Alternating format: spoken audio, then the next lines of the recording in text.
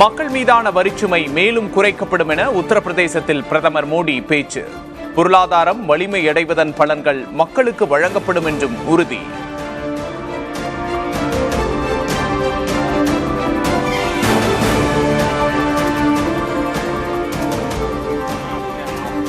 பாலஸ்தீன விவகாரத்தை மோடி அரசு மனிதாபிமானத்தோடு அணுகவில்லை. காங்கிரஸ் முன்னாள் தலைவர் சோனியா காந்தி விமர்சனம்.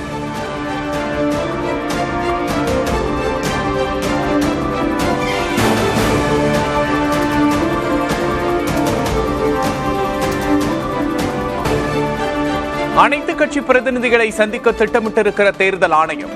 வாக்காளர் பட்டியல் சிறப்பு திருத்த பணிகளை மேற்கொள்ள உள்ள நிலையில் நடவடிக்கை.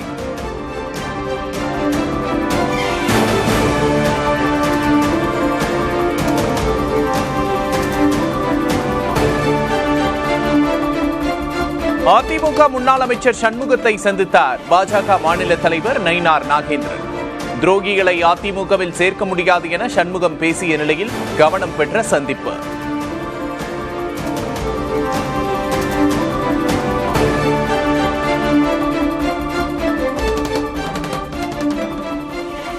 தெருக்கூத்து நடத்துகிறார்கள், பஃபூன் வேடம் போடுகிறார்கள். அன்புமணி தரப்பு மீது மருத்துவர் ராமதாஸ் கடும் விமர்சனம்.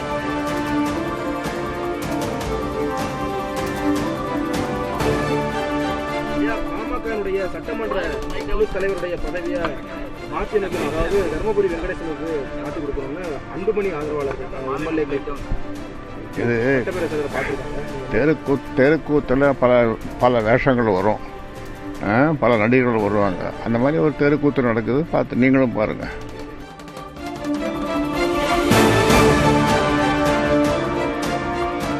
பாமக சட்டமன்ற குழு தலைவராக இருந்த ஜி.கே. மணியின் பதவி பறிக்கப்பட்டு வெங்கடேஸ்வரன் நியமனம்.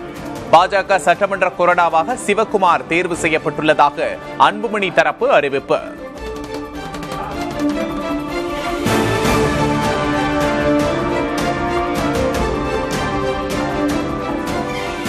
சென்னையில் கலை நிகழ்ச்சிகளோடு கோலாகலமாக நடைபெற்றது கல்வியில் சிறந்த தமிழ்நாடு விழா.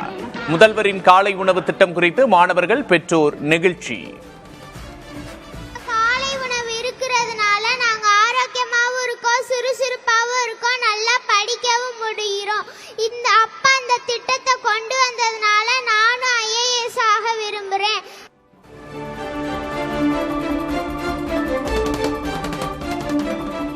சாதியால் மறுக்கப்பட்டது நம் கல்வி. படியுங்கள், வேலை வாய்ப்பை உருவாக்க நான் இருக்கிறேன். கல்வியில் சிறந்த தமிழ்நாடு விழாவில் முதல்வர் ஸ்டாலின் பேச்சு.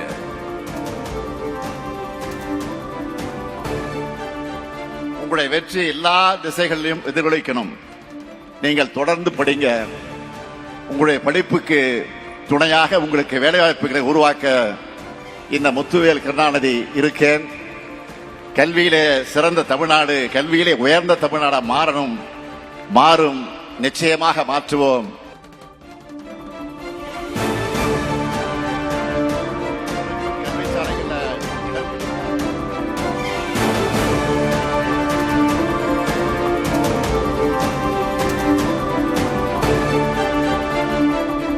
படிப்பால் ஒருவரது குடும்பம் முன்னேறும். குடும்பம் முன்னேறினால் மாநிலம் முன்னேறினால் நாடும் முன்னேறும்.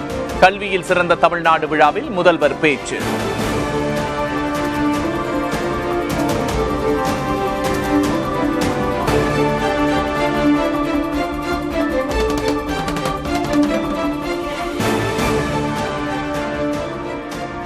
முதுகலை பட்டப்படிப்புக்கும் புதுமை பெண் திட்டத்தை கொண்டு வாருங்கள். விழா மேடையில் கோரிக்கை விடுத்த மாணவிக்கு பரிசு வழங்கிய முதல்வர். வாங்க, உங்களுக்கு ஒரு பரிசு கொடுக்க போறேன்.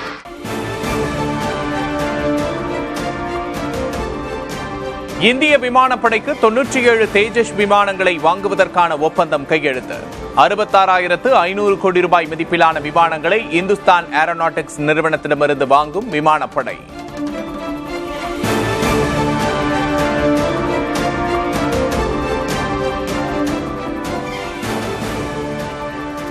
அக்னி பிரைம் ஏவுகணையை பிரத்யேக ரயிலில் இருந்து ஏவி சோதித்த இந்தியா. எதிரி இலக்குகள் மீது விரைவாக தாக்கும் திட்டத்தின் ஒரு பகுதி என ராஜ்நாத் சிங் பெருமிதம்.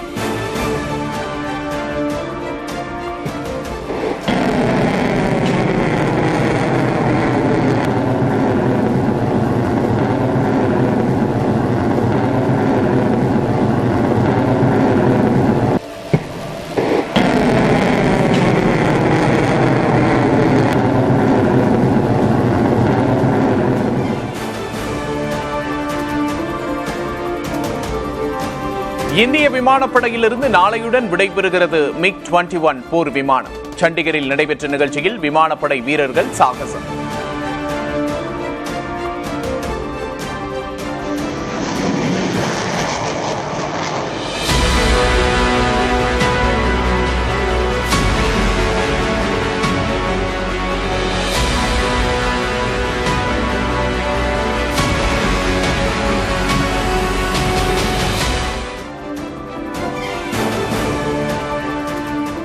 தைவானை தலைகீழாக புரட்டி போட்ட ராகசா புயல்.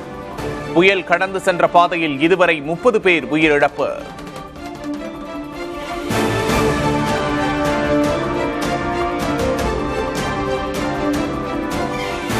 காசாவில் வான்வழி தாக்குதலை தீவிரப்படுத்தியுள்ள இஸ்ரேல். 15 பாலஸ்தீனியர்கள் உயிரிழப்பு. தஞ்சம் தேடி பல்லாயிரக்கணக்கானோர் பயணம்.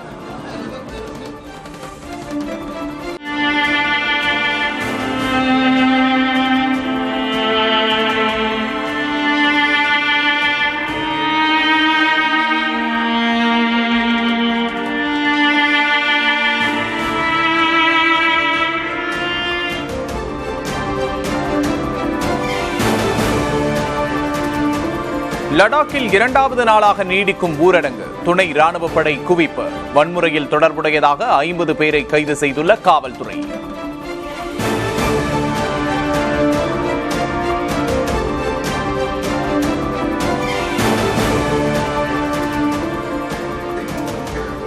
ஆபரண தங்கத்தின் விலை சவரனுக்கு 720 ரூபாய் சரிவு. சென்னையில் ஒரு சவரன் தங்கம் 84,080 ரூபாய்க்கு விற்பனை.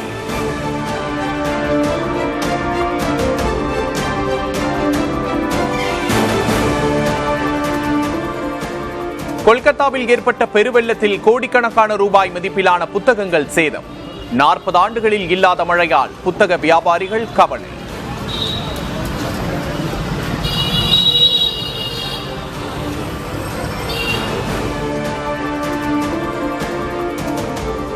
தமிழ்நாட்டில் இன்று முதல் 3 நாட்கள் கனமழை பெய்யும் என வானிலை மையம் அறிவிப்பு. நீலகிரி, கோவை, தென்காசி, நெல்லை, கன்னியாகுமரி மாவட்டங்களில் இன்று கனமழை.